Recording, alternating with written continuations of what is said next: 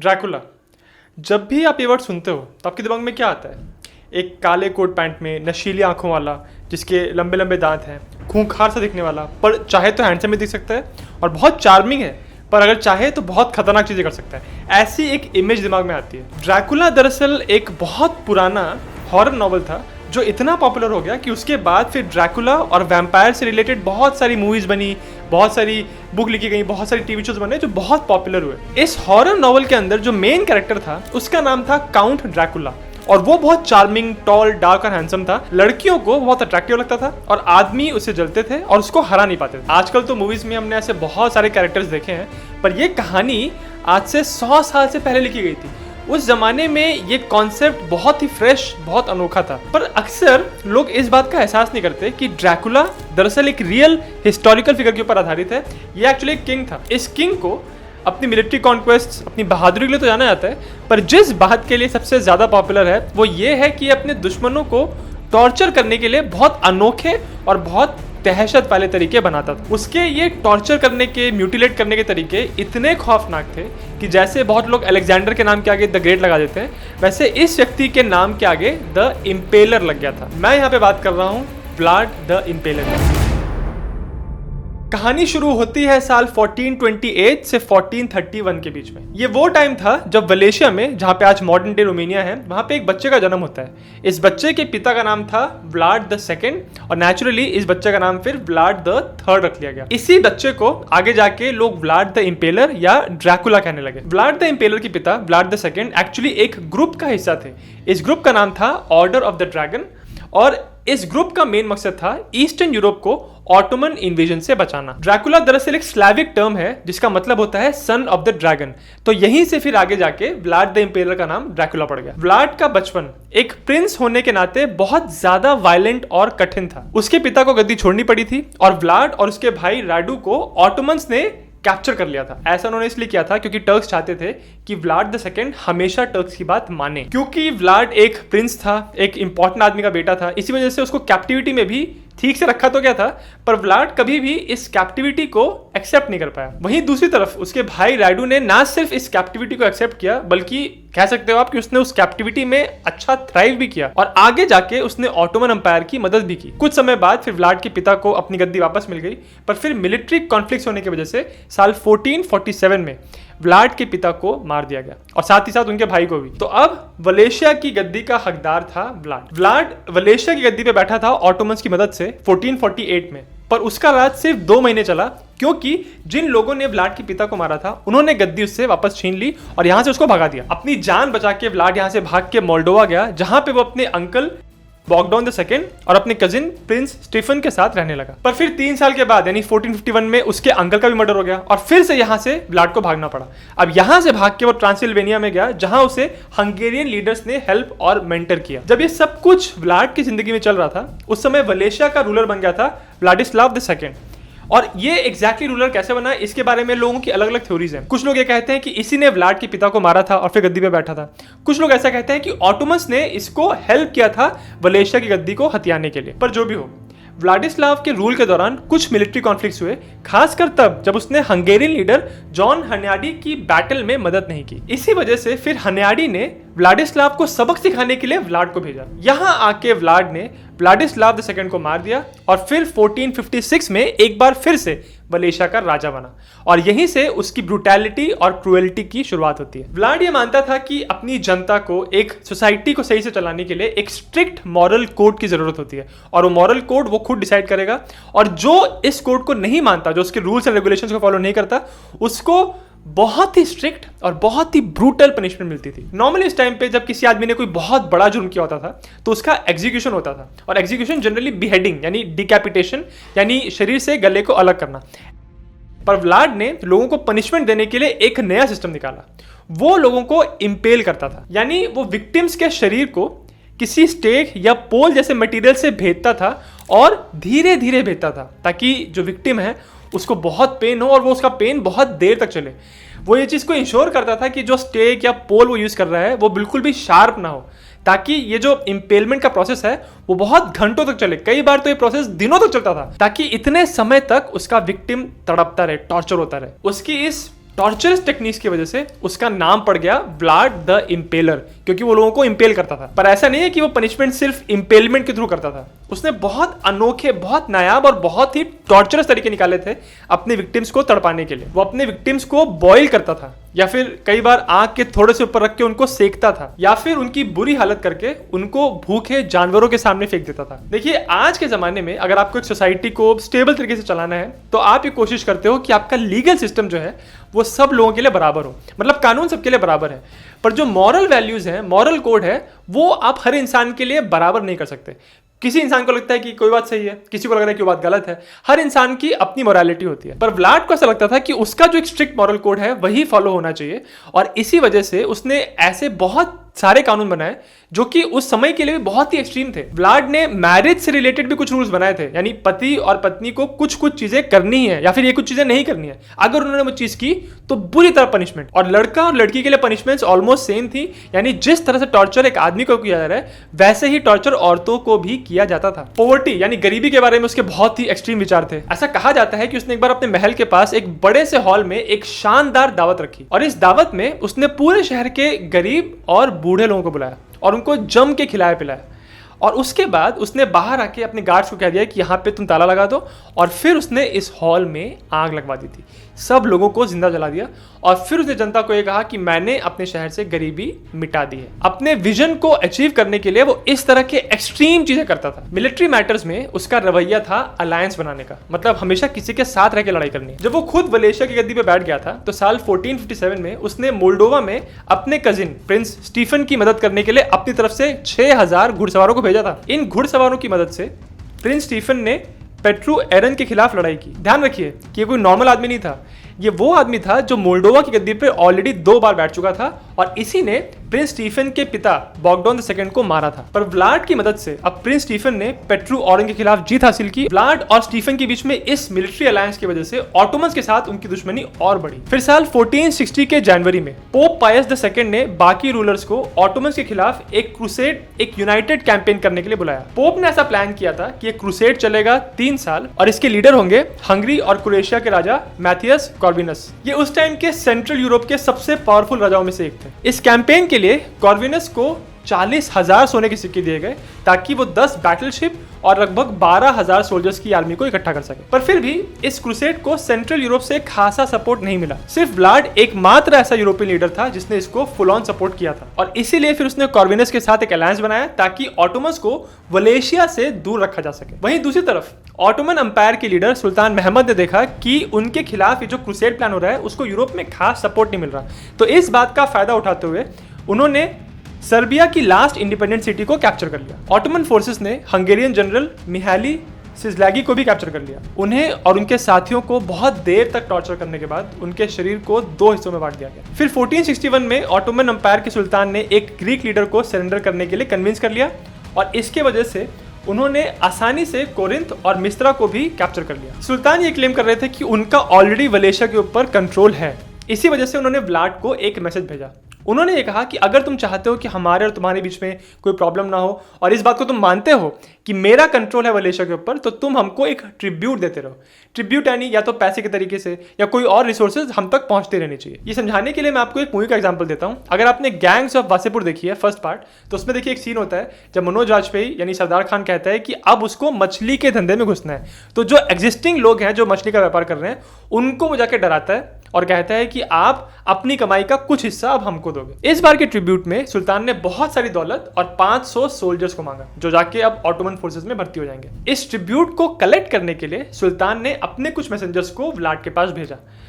अब ये मैसेंजर्स जब व्लाड के सामने आए तो व्लाड ने उनको ट्रिब्यूट देने से मना कर दिया। उसने ये कहा कि ये मैसेंजर्स उसकी बेइज्जती कर रहे हैं क्योंकि उन मैसेंजर्स ने व्लाड के सामने अपनी टोपी नहीं उतारी। इसी बात से गुस्सा होकर व्लाड ने उन सारे मैसेंजर्स की टर्बन को उनके सर के साथ कील गाड़ दी। जब ये बात ऑटोमन के सुल्तान को पता चली तो साधारण सी बात है कि वो बहुत गुस्सा हुए क्योंकि वो ज्यादा पावरफुल पोजीशन में थे, और इसीलिए फिर उन्होंने टर्क्स को डन्यूब नदी को क्रॉस करके सोल्जर्स को इकट्ठा करने का ऑर्डर दिया। और ये बात जब व्लाड को पता चली तो उसने इन सारे मैसेंजर्स को इंपेल कर दिया। फिर नवंबर 1461 के एंड तक व्लाड ने सुल्तान के पास एक मैसेज भेजा।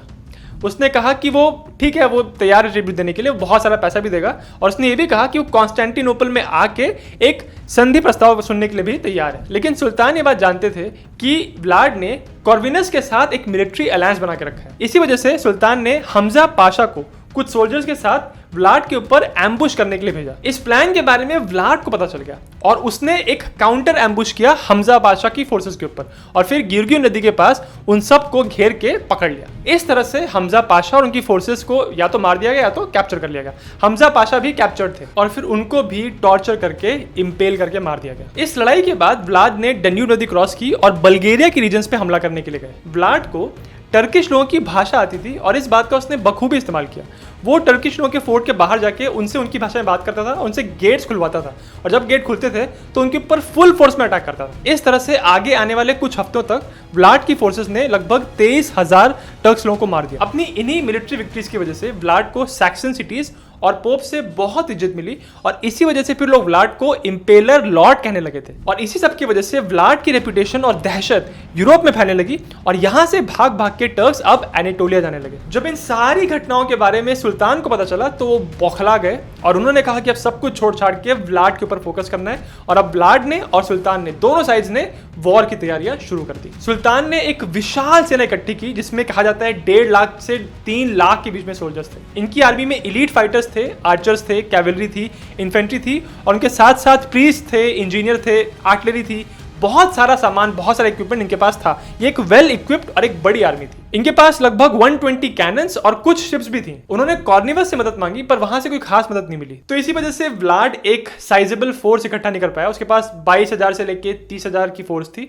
जिनके पास बेसिक इक्विपमेंट था। उनके पास लैंसेस थे, स्वॉर्ड थे और चेन मेल आर्मर था। ऑटोमन फोर्सेस के कंपैरिजन में व्लाड के पास एक छोटी फोर्स थी, पर इसके बावजूद इनिशियली व्लाड ने इस बड़ी फोर्स के खिलाफ सफलता हासिल की। उसने ऑटोमन फोर्सेस के विडिन में लैंड होने के बाद उनके 300 एलीट फाइटर्स को मार दिया। इसके बाद उसने स्कॉर्च्ड अर्थ टैक्टिक्स का इस्तेमाल किया। जितना भी रास्ते में फसल थी, जितना खाने पीने का सामान था, जानवर था, उन सबको डिस्ट्रॉय कर दिया, पानी में जहर मिला दिया ताकि ऑटोमन फोर्सेस उसका इस्तेमाल ना कर पाए, उनकी किसी भी रिसोर्सेज को टच ना कर पाए। इसके साथ साथ व्लाड ने हिट एंड रन अटैक्स किए, छोटे छोटे अटैक करके वो भागते थे, और जर्म्स वॉरफेयर का भी इस्तेमाल किया।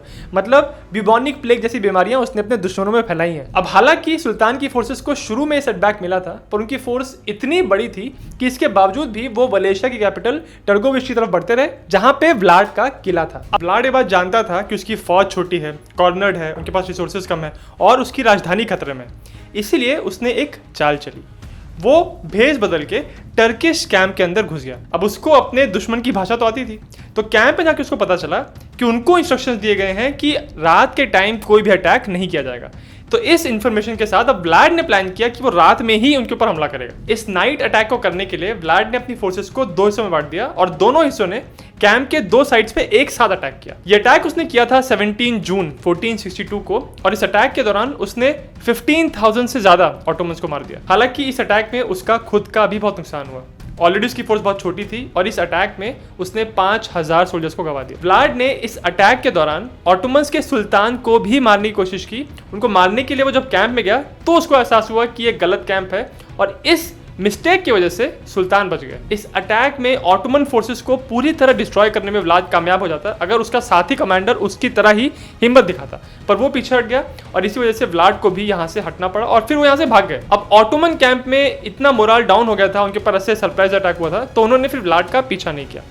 इसके बाद उन्होंने व्लाड की राजधानी के ऊपर वापस फोकस किया। जब वो राजधानी के पास पहुंचे तो बाहर देखा कि शहर के दरवाजे खुले हुए हैं और अंदर कोई खास रेजिस्टेंस नहीं है, तो बहुत आसानी के साथ अब टर्किश फोर्सेस ने व्लाड की राजधानी पे कैप्चर कर लिया। वहां जाके उन्होंने देखा कि वहां पे हमजा पाशा की बॉडी है और उनके साथ बाकी साथी हैं जिनको इंपेल करके मार दिया गया। यहाँ पे कोई खास रेजिस्टेंस ना मिलने के बाद अब ऑटोमन फोर्स यहाँ से निकल गई, पर यहाँ पे उन्होंने व्लाड के भाई राडू को इंचार्ज बना के छोड़ दिया। इसके बाद राडू और उसकी फोर्सेस ने व्लाड के पोनेरी कैसल पे हमला किया जहाँ पे उसकी वाइफ थी, और जब वाइफ को पता चला कि यहाँ पे हमला करने के लिए एक दुश्मन की फोर्स आ रही है तो उन्होंने सुसाइड कर ली। पर जब राडू व्लाड के महल पे हमला कर रहा था उस समय व्लाड की फोर्स कहाँ थी? उस समय व्लाड और उसकी फोर्स कहीं और थी। उसको चिलिया की रक्षा करने जाना था जहाँ स्टीफन III ऑफ मोल्डोवा हमला कर रहा था। इस शहर को बचाने के बाद व्लाड यहाँ से हंगरी भाग गया और वहां जाके अपने एलाय मैथियस कॉर्निवस के साथ जाके मीटिंग की और आगे की बैटल्स की प्लानिंग करनी स्टार्ट कर दी। व्लाड को ऐसा लग रहा था कि मैथियस कॉर्निवस ने हमेशा उसका सपोर्ट किया, यहाँ पे भी वो उसकी हेल्प करेगा,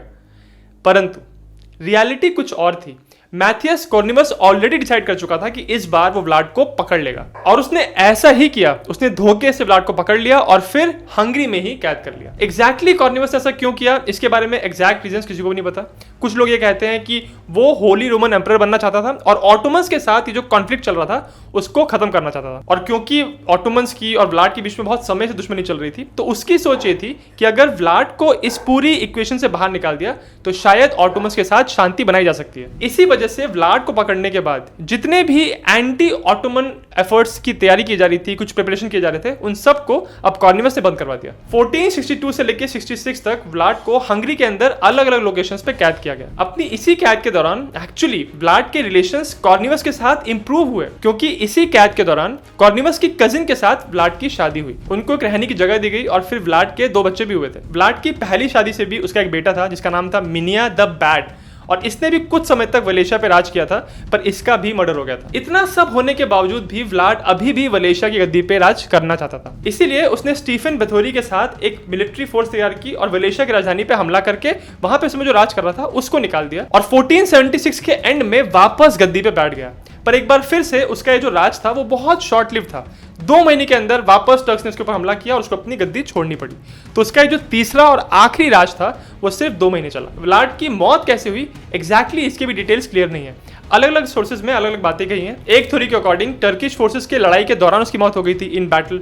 कुछ लोग ये कहते हैं कि वलेशिया की नोबल्स ने मिलकर उसको मार दिया था। एक थ्योरी ये है कि एक एक्सीडेंट की वजह से व्लाड की मौत हो गई थी। एक टर्किश राइटर एंटोनियो बुनफिनी के अनुसार व्लाड को टर्किश फोर्सेस ने डिकैपिटेट कर दिया था और उसके सर को फिर उन्होंने कॉन्स्टेंटिनोपल भेजा, जहां पे उसको एग्जीबिशन में डाला गया था ताकि लोग देख सके कि एक्चुअली व्लाड अब मर चुका है। व्लाद की मौत की डिटेल्स क्लियर नहीं है और ये भी क्लियर नहीं कि उसको दफनाया कहाँ गया था, इसलिए आज तक भी उसकी बरियल लोकेशन के बारे में किसी को नहीं पता। अब हम बात करते हैं व्लाड और ड्रैकुला के बारे में, जो फिक्शनल कैरेक्टर था। जैसा मैंने आपको बताया कि ड्रैकुला एक हॉरर नॉवल था जो 1897 में लिखा गया था। इसको एक आयरिश ऑथर ने लिखा था, इनका नाम था ब्राम स्टोकर। हालांकि एक वैम्पायर स्टोरी थी जो आगे आने वाले सालों में बहुत ज्यादा पॉपुलर हुई। जब स्टोकर ने कहानी लिखी थी तो उस समय वैम्पायर का जो कैरेक्टर है उसके आसपास के कुछ रफली वैसे कैरेक्टर्स ऑलरेडी लिखे जा चुके थे अलग अलग स्टोरीज में, पर स्टोकर की बुक सबसे ज्यादा पॉपुलर हुई। एक कमाल की बात यह है कि ऐसा माना जाता है कि ड्रैकुला के कैरेक्टर का इंस्पिरेशन व्लाड द इम्पेलर से आया था और वो रोमानिया के थे, पर रोमानियन कल्चर में वैम्पायर का जिक्र ही नहीं है। इनफैक्ट रोमानियन कल्चर में तो व्लाड को एक बहुत बड़ा हीरो मानते हैं। रोमानियन गांव वालों के बीच में व्लाड को एक न्यायप्रिय किंग की तरह देखा जाता था और ऐसा मानते थे लोग कि इसने बहुत बुराइयों को खत्म किया, करप्शन को खत्म किया और ओवरऑल सरकार को ज्यादा एफिशिएंट बनाया। वो इतना क्रूअल टॉर्चर टेक्निक्स यूज करता था विक्टिम्स के अगेंस्ट, बट इसके बावजूद भी उसको क्राइम कम करने के लिए बहुत क्रेडिट मिलता है। इनफैक्ट साल 2004 में रोमानिया प्रेसिडेंट के एक दावेदार ने एक स्पीच के दौरान ये कहा था कि हमको अगर करप्शन कम करना है तो हमको व्लाड को याद करना चाहिए। तो आप ये सोच के देखिए कि आज भी रोमानियन कल्चर में व्लाड जिंदा है। वैम्पायर के कैरेक्टर से रिलेटेड एकदम ओरिजिनल कहानियां यूरोप के अंदर अराउंड 12th सेंचुरी में आई थी इंग्लैंड के अंदर, पर वैम्पायर से रिलेटेड जो रियल केस डॉक्यूमेंटेड है जो पहला था वो माना जाता है कि 17th सेंचुरी में क्रोएशिया में हुआ था। लोग ऐसा कहते थे कि एक मरा हुआ आदमी जिंदा हो गया था और फिर वो गांव वालों को बहुत तकलीफ दे रहा था, फिर उस आदमी को पकड़ा गया और उसका गला काटा गया और वापस उसको दफनाया गया। ये वैम्पायर की कहानियां इतनी प्रचलित हो रही थी और लोगों में इतना खौफ फैल रहा था कि बहुत बार एंटी वैम्पायर बरियल साइट्स बनाई जाती थी। मतलब जिसको दफनाया जा रहा है उसका सर जमीन की तरफ रख के उसको दफनाते थे और कई बार उसके आसपास बहुत सारे टूल्स रखते थे ताकि इंसान वापस जिंदा ना हो जाए। इनफैक्ट खुदाई के दौरान यूरोप के अंदर ऐसी कुछ बरियल साइट्स मिली हैं जहां पे स्केलेटन के आसपास कुछ टूल्स पाए गए हैं। तो व्लाड द थर्ड या व्लाड द इम्पेलर और ड्रैकुला के बीच में जो कनेक्शन है ये स्टोकर की बुक से पॉपुलर हुआ, क्योंकि उनकी बुक में जो मेन कैरेक्टर था उनका नाम था काउंट ड्रैकुला और उस कैरेक्टर की कुछ ऐसी कैरेक्टरिस्टिक्स थी जो व्लाड द इम्पेलर के साथ मैच करती थी। और ऐसा भी माना जाता है कि अपनी स्टोरी को डेवलप करने के लिए और काउंट ड्रैकुला के कैरेक्टर को और डेवलप करने के लिए स्टोकर ने व्लाड द इम्पेलर की लाइफ से, उनके मिलिट्री कॉन्क्वेस्ट से भी कुछ इंस्पिरेशन लिया था। इसी वजह से ये व्लाड द इम्पेलर और ड्रैकुला को लोगों ने कनेक्ट करना शुरू कर दिया। और क्योंकि व्लाड की टॉर्चर टेक्निक्स इतनी एक्सट्रीम थी, इतनी दर्दनाक थी कि लोग उससे बहुत प्रभावित होते थे। तो बहुत साधारण सी बात है कि जो नॉवेलिस्ट हैं, राइटर्स हैं, जो स्टोरीज लिखते हैं, जब उन्होंने देखा कि ऐसा एक रियल इंसान था जिसकी हरकतों ने लोगों को इतना प्रभावित किया, तो क्यों ना इनकी लाइफ से या इनकी लाइफ में जो भी कुछ हुआ उससे आधारित, उससे इंस्पायर करके हम कुछ स्टोरीज ही बना दें।